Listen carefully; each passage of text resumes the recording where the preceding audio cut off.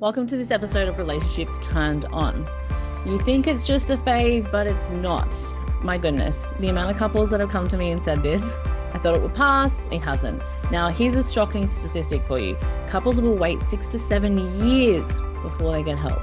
So 6 or 7 years of hurt, pain, fighting, disconnection, destruction, hurtful words, all of these things before they even step out, even before they make one inquiry to get help.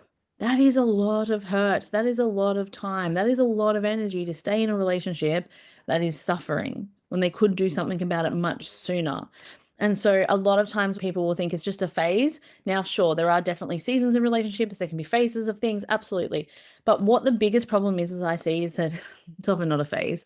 It's often something more serious and it needs help ASAP. So it's a shorter process to repair, not a huge, big, long process, right?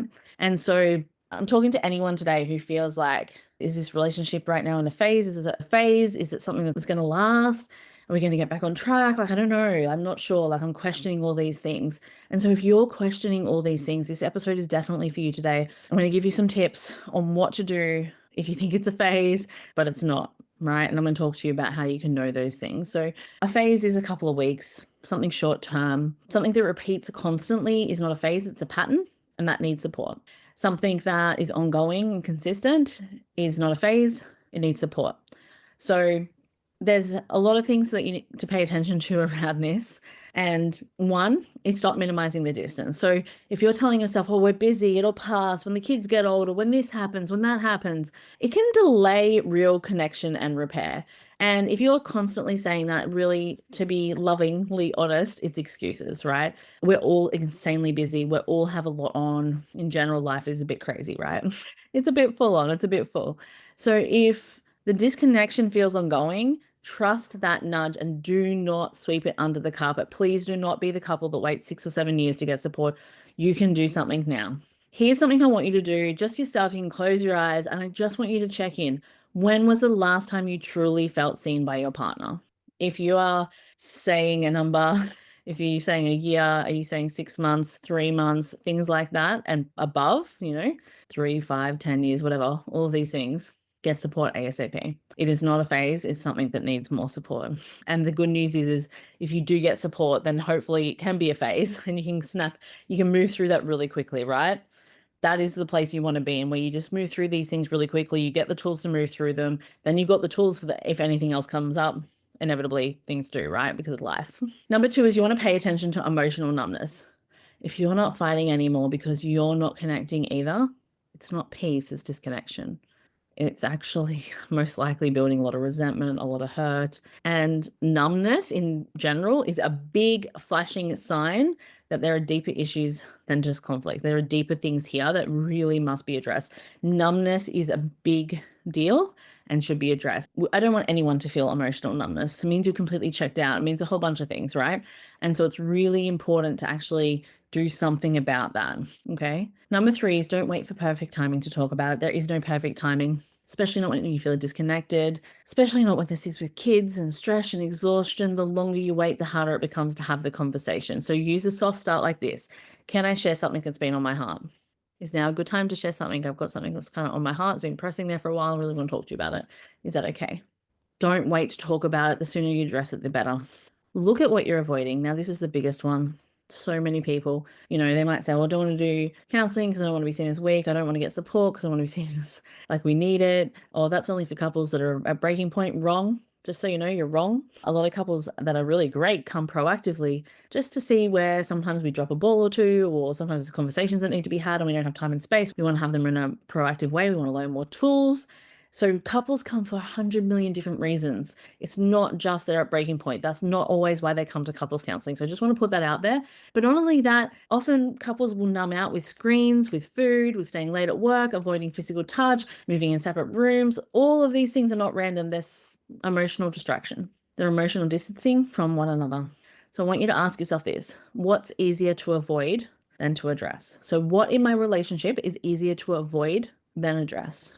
Even if you're not fully in this phase where maybe things are okay, right? This is still a good question to ask, because we as human beings, we have a wonderful nature where we will avoid things rather than address them.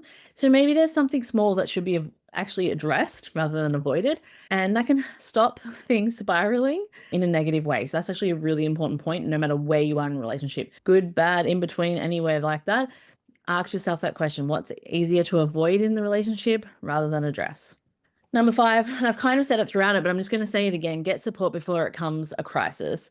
Don't wait for things to fall apart before asking for help. Counseling isn't for couples in chaos, it's for couples who care enough to catch things early as well. So seeking help is actually a sign of hope, not failure. The number one thing that's actually said to me by the end of an initial session or by the, going through some of my course is, I feel like I have hope now. I actually didn't think there was hope, but like there are things that we can do. I was really surprised. And I was actually on a initial session the other day, and then we did a second session. And at the end of the second session, beautiful couple, this lady said to me, I'm just going to tell you what my husband said after the session. He probably won't share. He was there listening, right? But he was like, I'm so surprised, because he had been to couples counseling in a previous relationship. I think it felt, from what they said to me, quite doom and gloom. You did this right, you did this wrong, like very blame and all of that. And it was just like, I can't believe how proactive that was. I can't believe like there's actually strategies and things, and it's not blame or shame or anything. It's just like really positively proactive about what we can do to move this relationship into a better space all of the time. And like that right there, like I'll often try and convey that to couples, and sometimes it's very hard without having experienced it. But that right there is where the hope is at. It's not about dragging anyone through the hot coals. I do things wrong all the time. Everyone does, right? We all are trying our best. We all try not to do those things. We all are looking to improve constantly. Absolutely. But there are things, we are human. We will stumble. We will fall. We'll get tired. Some kid will get sick. We'll get sick. Something will happen. And we'll not say things exactly right. We'll do something maybe not quite right, whatever. The point is no one's wrong nor right. It's a team effort. And when we both are empowered, both people in the relationship, and then we can employ these great strategies and these different things and have the tools to know actually how to navigate conflict, how to navigate this, like how to navigate a million things like that come up, which is all in my course, by the way. There's a discount on that. So you can go below, grab the discount. It's amazing. You can do it at your own pace. It's having a counselor in your pocket without even having to speak to one, which is even better, right? And yeah, like having these tools is just, I wish more people had it. I wish it was foundational learning, and it's just so important. So I just wanted to share that with you. There is hope. There is plenty you can do to actually get back on track, get where you want to go, have this resolved so you don't have to keep repeating this pattern again and again. Thank you so much for listening. Again, head to the link below. You can check out the course while it's on sale. And I look forward to talking to you in the next episode.